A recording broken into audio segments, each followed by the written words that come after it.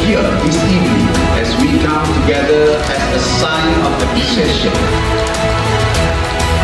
Okay, please welcome Yang Berbahagia Dato' Amirul Azizan bin Dato' Sri Abdul Rahim, Mayor of MBSJ.